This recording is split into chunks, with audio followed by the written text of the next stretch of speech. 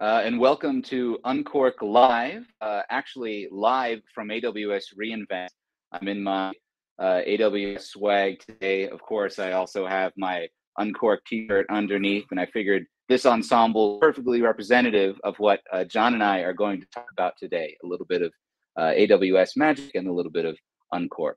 So very excited to chat with you all today. I'll start with a very quick introduction about me and a small tidbit about Unqork, and then I'll hand it over to John. But Unqork is leading codeless development, and we create really complex enterprise-grade applications without writing code or generating code, and we do this across many large financial service partners. And my background actually is in the insurance space. I spent most of my life as an underwriter, eventually an underwriting officer at a IG, where I led their commercial casualty business before going off into consulting, Accenture, then Boston Consulting, and now here at Unqork, I lead the insurance practice here across commercial. So thank you all for joining us. John, do you want to say hello? Sure. Thanks very much, Jake. So, quick bit about me and my background. So, very much like Jake, I was a consultant, maybe a little different order, and then I joined insurance and reinsurance, and then I joined AWS. And I guess my connection to Unqork was when I was last at an insurer. We built a quote bind issue portal from scratch in AWS, and the idea was to reduce small fleet commercial trucking quotes from 20 minutes to 2 minutes, which we did successfully. And then I joined AWS.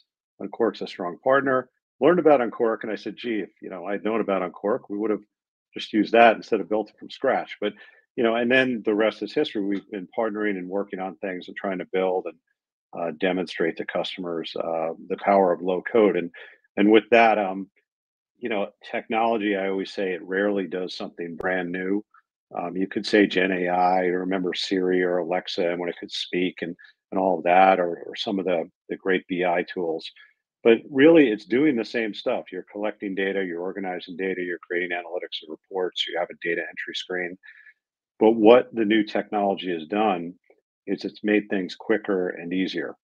The challenge, I think, is there's so many tools out there that you get lost. It's almost like I need to build a model of a house and Legos, and somebody spills every kind of Lego there is on the table, and you just stare at it and you don't know where to start.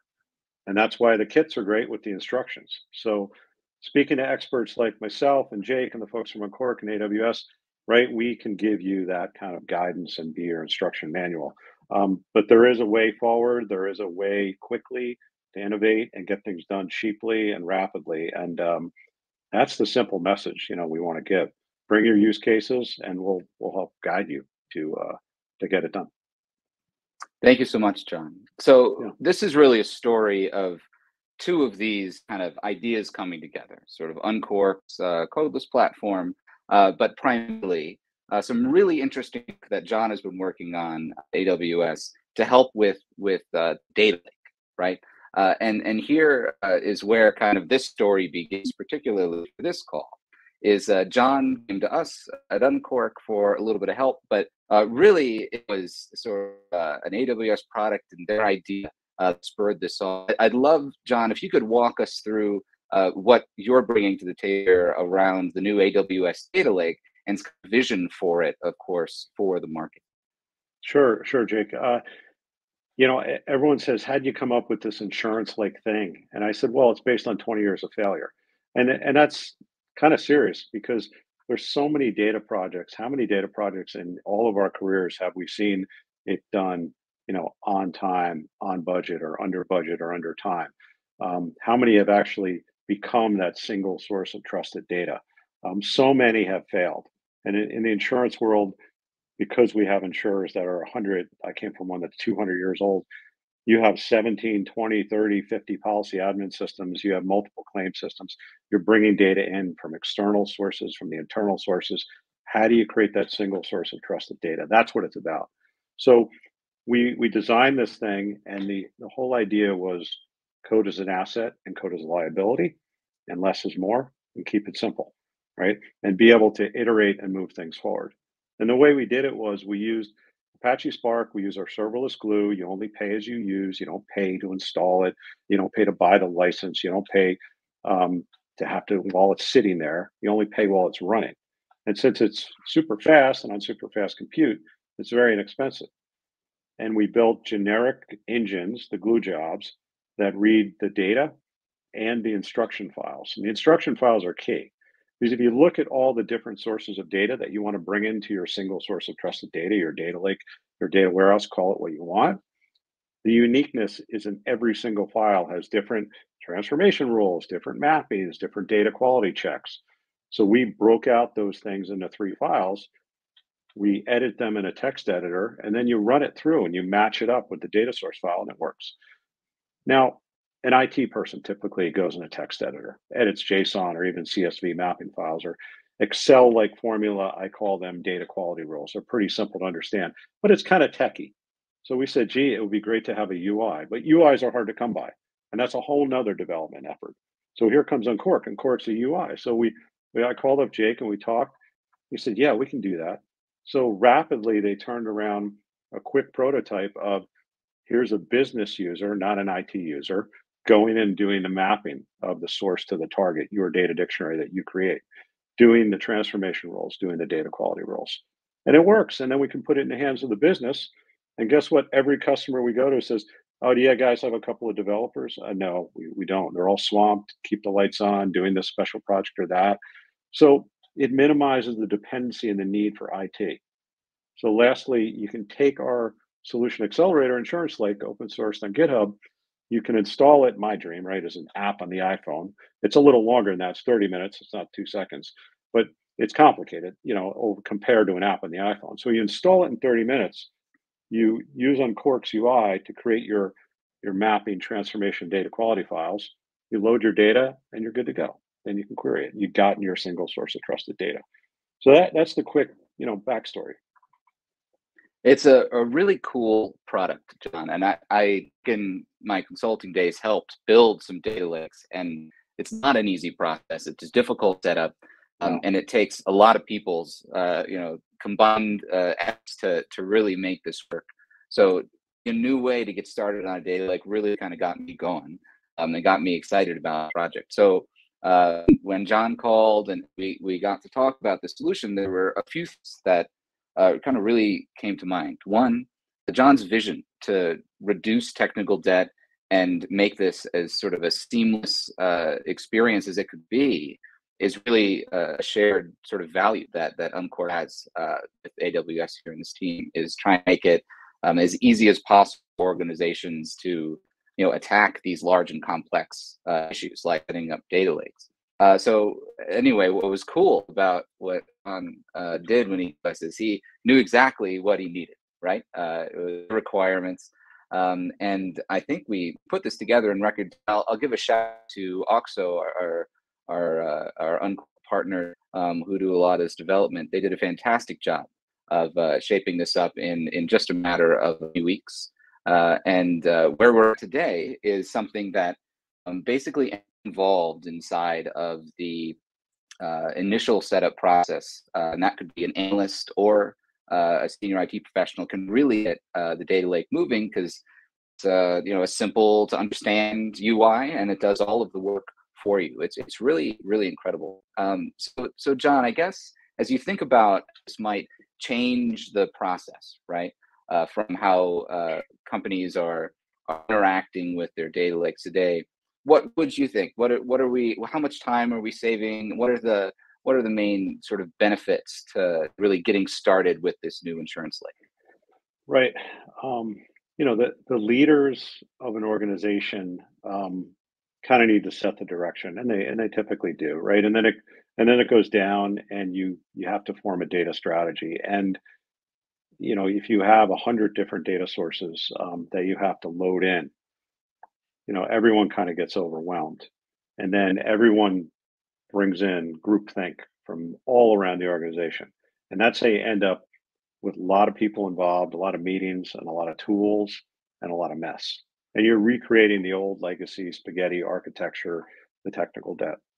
So The one thing I do know, right, is yes, there's many tools, there's many approaches, there's many different nuances and unique things across our customers. But fortunately or unfortunately, there's only one way I've ever seen it done right. And that's small team, a specialist working with good technology, a few tools, time boxing it in a room full time or virtually, getting it done in 3, 4, 6, 8 weeks. No more than that. It should be rapid and you should have results. And then you iterate and you go to the next data source and the next data source. So if you can't have, we call it at Amazon the two pizza teams. If you don't have a two pizza team of dedicated pros, very small teams, could be a one pizza team, working with partners like Unqork where you need help, right? And you're missing something like a UI in this case, um, and you're not getting results quickly and inexpensively, by the way. The startup cost should be zero. It's people's time. You're doing it wrong. That's the way to do it. It's pretty simple. The problem is I see everybody say, all right, let's have a meeting, and you schedule 87 meetings, and yeah, everyone's booked in their calendar. Who's doing the screen sharing? Who's doing the hands-on keyboard? Who's doing the live demos? Who's doing those? Remember the sprint and Agile came out, and everyone's favorite part of the sprint was, gee, I can't remember the term now, but it was when you showed the customer, like, here's what we built, and then you get feedback. That was like the end of each sprint. That's what you should do more than just meetings and groups of people and talking about requirements. That's the way you get things done. So pick one, two, three, four AWS services, pick a solution like Unqork, identify the doers, get in a room, dedicate it full time, get something done in weeks. No more than 2 months, right? It shouldn't take that long. And the installation of these tools and the setup of these tools should be, hours, not days, right? And they shouldn't cost you anything to try out, try before you buy. That's why I love the iPhone thing.